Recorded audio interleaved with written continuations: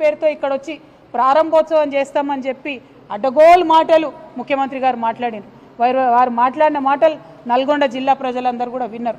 మరి వారి భాషలోనే వారికి ఖచ్చితంగా ఇవాళ మాటల పరంగా బీఆర్ఎస్ పార్టీ జవాబు చెప్తుంది. చెప్పకుండా ఏం ఊరుకోం.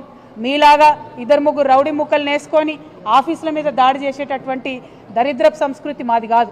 మాది మాటలతోని, విఘ్నతతోని, సిన్సియారిటీతోని, ప్రజల దగ్గర పనిచేసే కమిట్మెంట్తోని ప్రజల మనసులు గెలుచుకునేటటువంటి పాలసీ ఫిలాసఫీ బీఆర్ఎస్ పార్టీది. మీరేదో దాడి చేస్తాం, ఆఫీసుల మీదకి వస్తాం, ఇండ్ల మీదకి వస్తామంటే భయపడేటోళ్ళు ఎవరు లేదు. మాది 60 లక్షల సైన్యం ఉన్నటువంటి బీఆర్ఎస్ పార్టీ కుటుంబం మాది. మా 60 లక్షల మంది తలుసుకుంటే మీరు ఒక్క అడుగు కూడా తెలంగాణలో కదిలేటటువంటి పరిస్థితి ఉండదు. ఖబర్దార్ కాంగ్రెస్ నాయకులారా, మళ్ళొక్కసారి ఎక్కడ బీఆర్ఎస్ పార్టీ ఆఫీస్ వైపు కన్నెత్తి చూసినా కూడా బీఆర్ఎస్ పార్టీ సైనికులు ఎవరు కూడా ఊరుకోరని చెప్పి ఈ సందర్భంగా మీకు తెలియజేస్తా ఉన్నాను.